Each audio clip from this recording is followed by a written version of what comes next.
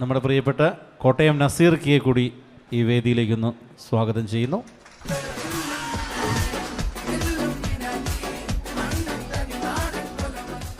ഇപ്പൊ സ്റ്റേജിന്റെ റേറ്റിംഗ് കൂടി, റേറ്റിംഗ് മാത്രമല്ല റേറ്റും കൂടി. കാരണം ഇവരെല്ലാം ഒരു ഷോയ്ക്ക് ഒരു സ്റ്റേജിൽ വിളിക്കണമെങ്കിൽ നസീർ നേരത്തെ പറഞ്ഞില്ലേ എന്നോട് മാക്സിമം റേറ്റ് കൂട്ടിക്കോളാൻ പറഞ്ഞു. അങ്ങനെ റേറ്റ് കൂട്ടി ഞാൻ ലാസ്റ്റ് അറിഞ്ഞു ഞാൻ ഔട്ടായി എന്നുള്ളത്. കാരണം അപ്പോഴത്തേക്ക് ഒരു സൈഡിൽ കൂടെ ഇവൻ വളർന്നു കയറി വന്നു. ഇവൻ അങ്ങനെ കുഴപ്പമില്ലാണ്ട് എന്ന സമയത്ത് സൈഡിൽ കൂടെ മഹേഷ് കുഞ്ഞുമോൻ വന്നു. അപ്പോൾ ഏതാണ്ട് തീരുമാനമായിട്ടുണ്ട്. അതെ, ആ മഹേഷ് കുഞ്ഞുമോനെ കുറിച്ച് എന്താണ് അഭിപ്രായം?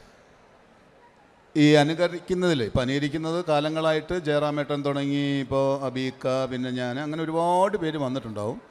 പക്ഷേ ഇത്ര ഈസി ആയിട്ട് നടന്മാരുടെ ശബ്ദം അനുകരിക്കുന്ന ഒരു കലാകാരൻ എന്ന് പറയുന്നത് മഹേഷ് കുഞ്ഞുമോനാണ്. വളരെ അതിൻ്റെ ഒരു പെർഫെക്ഷൻ. കാരണം ഓരോ കാലഘട്ടത്തിലും മിമിക്രിക്ക് അതിൻ്റേതായിട്ടുള്ള വ്യത്യാസങ്ങൾ വന്നിട്ടുണ്ട്. അപ്പോൾ ആദ്യകാലത്ത് സിനിമയിലെ ഏതെങ്കിലും ഒരു ഡയലോഗുകൾ എടുത്തിട്ട് കുറച്ച് പേരുടെയൊക്കെ ചെയ്യുന്നുണ്ടായിരുന്നു. പിന്നെ അബീക്കൊക്കെ വന്നപ്പോഴാണ് കുറച്ച് രൂപത്തിലേക്കൊക്കെ മാറി. അത് കഴിഞ്ഞ് പിന്നെ ഞാൻ വന്നു, കുറച്ചുകൂടെ രൂപങ്ങളിലേക്കും ശബ്ദങ്ങളിലേക്കൊക്കെ മാറി. പക്ഷേ ഇപ്പോൾ അതല്ല. ഇപ്പം ഒറിജിനൽ ഏതാണ് ഡ്യൂപ്ലിക്കേറ്റ് ഏതാണെന്ന് തിരിച്ചറിയാൻ പറ്റാത്ത രീതിയിലുള്ള പെർഫെക്ഷനാണ് ഈ ഓരോ കലാകാരന്മാരും കാണിക്കുന്നത്. അത്രയും മിമിക്രി അഡ്വാൻസ്ഡ് ആയിട്ടുണ്ട്. അതായത് മിമിക്രിയുടെ ലെവൽ.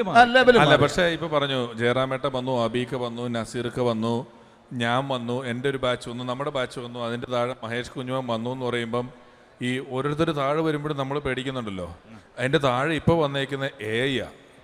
നരേന്ദ്രമോദി പാട്ട് പാടുന്നു, പിണറായി വിജയൻ സഖാവ് പാട്ട് പാടുന്നു, ഇങ്ങനെയുള്ളതൊക്കെ AI ചെയ്യുന്നുണ്ട്.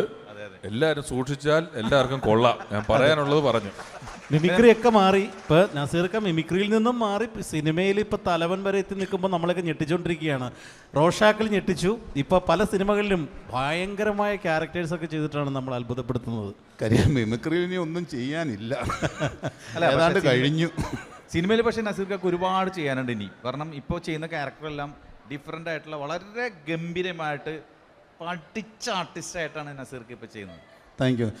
അതിപ്പോൾ ഞാൻ മാത്രമല്ല, നമ്മുടെ മിമിക്രിയിൽ ഒരുപാട് കലാകാരന്മാരുണ്ട്, ഒത്തിരി കലാകാരന്മാർ. ഇപ്പം അഖിൽ കവലി ഒരു ഗുരുവായൂർ അമ്പലം നടയിൽ നിൽക്കുന്നതാണ്. തൊട്ടപ്പുറത്ത് പ്രേമലൂര് നസ്ലിൻ്റെ അച്ഛനായിട്ട് അഭിനയിച്ച KS പ്രസാദുണ്ട്, മനോജേട്ടനുണ്ട്. ആരാ ഇല്ലാത്തത്? എല്ലാവരും ഗംഭീരമായിട്ട് പോവല്ലേ. ഒരുപാട് പേരുണ്ട്. ഇനിയും ഈ പറഞ്ഞ പോലെ സിനിമയിൽ അവസരങ്ങൾ കിട്ടിയാൽ ഭയങ്കരമായ കഴിവ് തെളിയിക്കാൻ പറ്റുന്ന ഒരു പിടി കലാകാരന്മാരെ കൊണ്ട് നിറഞ്ഞിരിക്കുന്ന ഒരു വിഭാഗമാണ് നമ്മുടെ ഈ മിമിക്രി കലാകാരന്മാരുടെ ഈ ഗ്രൂപ്പ് എന്ന് പറയുന്നത് തന്നെ. അപ്പോൾ അത് ഒരു സമയം എത്തുമ്പോഴത്തേക്കിനും അതെല്ലാം റെഡിയായിട്ട് വരും. പിന്നെ നമ്മൾ വെയിറ്റ് ചെയ്യാനും പരിശ്രമിക്കാനും ഉള്ള ഒരു മനസ്സ് കാണിക്കുക എന്നുള്ളതേ ഉള്ളൂ ഇതിൻ്റെ അകത്ത്. പടം വരയ്ക്കാനൊക്കെ സമയം കിട്ടുന്നുണ്ട് ഇപ്പോൾ? സത്യം പറഞ്ഞാൽ അതിനിപ്പോൾ സമയം കിട്ടുന്നില്ല. നസീർക്കൊക്കെ ഭയങ്കര ഇൻട്രസ്റ്റ് ആണ് പടം വരയ്ക്കാൻ അല്ലേ? എന്നെക്കാളും വലിയ വരകാരനാണ്. അല്ല, ഞാനത് നസീർക്കിനെ കൊണ്ട് പറയിപ്പിക്കാൻ വേണ്ടിയാണ്. അതെനിക്ക് മനസ്സിലായി, അതുകൊണ്ടാണല്ലോ ഞാൻ പറഞ്ഞതല്ലേ, നിനക്കൊരു വിഷമാവത്തില്ലേ? കാഞ്ഞിരമറ്റം പ്രശാന്ത് ഞാനും ഒക്കെ നല്ല കലാകാരന്മാരാ. അതെ, അല്ല നിങ്ങൾ മാത്രം നിന്ന് ഭയങ്കര ബൂസ്റ്റിങ് നമ്മൾ കാര്യമില്ല. നമ്മളെ ബൂസ്റ്റ് ചെയ്യാൻ നമ്മളല്ലേ ഉള്ളൂ അല്ലേ?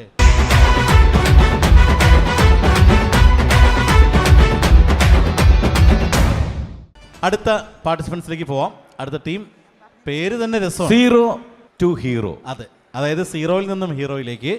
ആരാണ് ആ സീറോയിൽ നിന്ന് ഹീറോയിലേക്ക് വരാൻ പോകുന്നത് നമുക്കൊന്ന് കണ്ടറിയാം. Welcome 0 to Hero.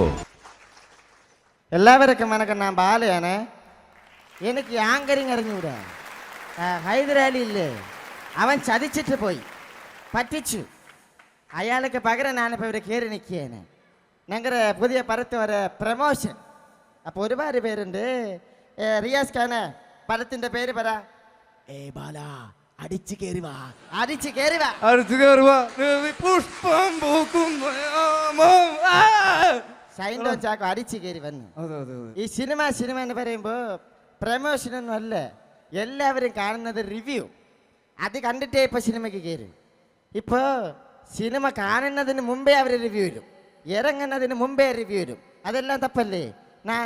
നമ്മുടെ ലാൽ സാറുണ്ട്. ലാൽ സാറെ, ഈ റിവ്യൂ ബോംബിങ് അവരെടുത്ത് എന്താ പറയാനുള്ള?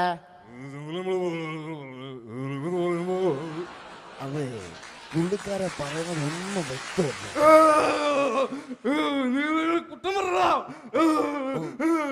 ഒന്നും ഉണ്ടാകുക, ഞാൻ പറഞ്ഞോളാം. Review bombing. ബോംബെന്ന് പറഞ്ഞാൽ ബോളിൻ്റെ അതെല്ലാം കൂടെ തരുന്നു. അത് ചുമ്മാ മൈൻഡ് ചെയ്തത് പോലെ. അത് പുള്ളി പറഞ്ഞത് ഞാൻ യോജിക്കുന്നു. അത് നമ്മൾ അത് വിരി ഞാൻ പറയും എൻ്റെ പുതിയ പടം അടിച്ച് കയറി വാ. അപ്പോൾ ബൈജു സന്തോഷ് സാറുണ്ട്. ബൈജു ചേട്ടാ, നമ്മുടെ പടത്തിന് നെഗറ്റീവ് റിവ്യൂ ആരെങ്കിലും ഇട്ടാൽ നിങ്ങൾ എങ്ങനെ പ്രതികരിക്കും? അപ്പം ഞാൻ പ്രതികരിക്കണോ?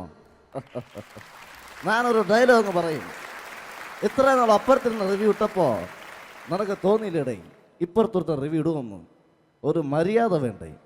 നീ തീർന്നടാ, നീ തീർന്നു എന്ന് പറഞ്ഞിട്ട് ഞാനൊരു റിവ്യൂ അങ്ങിടും. അത് വളരെ നല്ല തീരുമാനമാണ്. സൈനികം സൈൻറ്റോ ചാക്കോ, ആ പറയൂ. എനിക്കൊരു ചോദ്യമുണ്ട്. ഒരു പ്രഗ്നന്റ് ആയ ലേഡി അവൾ കാൺകുഞ്ഞാനോ പെൺകുഞ്ഞാനോ എന്ന് പറയാൻ പറ്റുമോ? അല്ല, കാക്കിക്ക് തൻകുഞ്ഞ് പെൺകുഞ്ഞല്ലേ?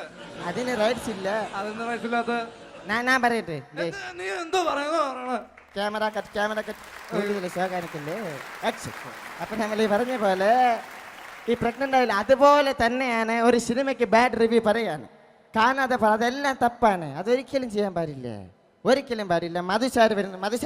മധുസാറ് ഞാനെല്ലാം ബാക്കിയിരുന്ന് കേൾക്കുമായിരുന്നു. ഞങ്ങളുടെയൊക്കെ കാലഘട്ടത്തിലായിരുന്ന സമയത്ത് ഈ റിവ്യൂ എന്ന് പറയുന്നത് പ്രേക്ഷകരാണ്. അവരാണ് എല്ലാം പറയുന്നത്. ഇപ്പോൾ ടെക്നോളജിയൊക്കെ കൂടിയപ്പോൾ പടം തന്നെ കാണാതെ റിവ്യൂ പറയേണ്ട അവസ്ഥയൊക്കെയായി.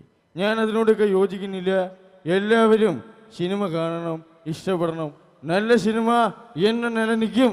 വളരെ വലിയ കാര്യം പുള്ളി പറഞ്ഞിട്ടുണ്ട്. വളരെ കയ്യരിക്കേ പുള്ളിക്ക് ഒരു കയ്യരി പോലും. എന്നാ നിങ്ങൾ ഇങ്ങനെ പൃഥ്വിരാജ് വന്നിട്ടുണ്ടെന്ന് പറഞ്ഞു. എന്താ ഇത്ര ലേറ്റ് ആയേ? കല്യാണിന്റെ ഒരു ഷൂട്ടിലായിരുന്നു. കല്യാണ സെൽസിൽ പുതിയ ആദ്യ സെയിൽ തുടങ്ങിയില്ലേ? അതെന്താ? കളക്ഷൻ 4 ഇരട്ടയാ. ഒരു പാട്ട് പാടാമോ? എവിടെയാണ് ഇനി എവിടെയാണ് ഇരുളകിടുന്നൊരു പുലരി. സിംഹതിരിയുടെ നമ്മുടെ സൈൻഡോൻ ചാക്കു ഇവരെ ഉണ്ടായിരുന്നു. അത് ഞാൻ ഇവിടെ തന്നെയുണ്ട്. അതെ, നിങ്ങൾ എന്താ ഇവരെ കിടന്ന് കാണിക്കുന്നത്? നമ്മുടെ പടത്തിന്റെ പേരെന്തായിരുന്നു? സൂര്യ അടിച്ച് കേറി വാ. അല്ല, എന്ത് സാധനം അടിച്ച സാധനം കിട്ടോ? അല്ല, എല്ലാവരും എന്റെ കമന്റിന്റെ അടിയിലെങ്ങനെ ഇവരെ ക്യാമറ കട്ട് ரொம்ப കൂന്തിയാടി ഇരിക്കുന്നേ. എനിക്ക് വളരെ കോപം വരുന്നുണ്ട്. വളരെ കോപം വരുന്നുണ്ട്. വളരെ അല്ല, നീ എന്നെ അടിക്കോ? നീ എന്തിനാ അവിടെ കിടക്കുന്നത്? അടിക്കോ സാറേ? ക്യാമറ റോളിംഗ് ആണ്. Camera rolling. ക്യാമറ ഞങ്ങള് പണ്ട് തൊട്ടേ ഫ്രണ്ട്സാണ്. ഇതുവരെ ആയിട്ടും ഒരടി ഒരു വരക്ക് ഒന്നുമേ ഇല്ല. ഞങ്ങൾ അങ്ങനെയാണ്. ക്യാമറ കറ്റാണ്. നിനക്ക് എന്താടാ? ഒരു കോപം. നിനെന്താ ഇവരെ കണ്ട് കാണിക്കണേ? ഇവരെ നിൽക്കൂല. ആങ്കർ ഞാനാണ്. ഞാൻ തീരുമാനിക്കുന്നത് നടക്കും. വിശാരടി ഉണ്ടായിരുന്നെങ്കിൽ ഞാനേ പൃഥ്വിരാജ് ഉണ്ണി മുകുന്ദൻ അതിനെ പറ്റി പറഞ്ഞേനെ. നിനക്കതൊന്നും ഇല്ല. ചുമ്മാ ആക്ഷനാണോ? അപ്പൊ ഞങ്ങൾ പറഞ്ഞു വന്നത് ഞങ്ങളുടെ പദം എല്ലാവരും കാണണം, എല്ലാവരും സപ്പോർട്ട് ചെയ്യണം. വിജയിക്കുമോ എന്നതിനെ കുറിച്ചാണ് മറ്റുള്ളവർ നമ്മളെ കുറിച്ച് വ്യാകുലപ്പെടുന്നത്. ശുഭദിനം.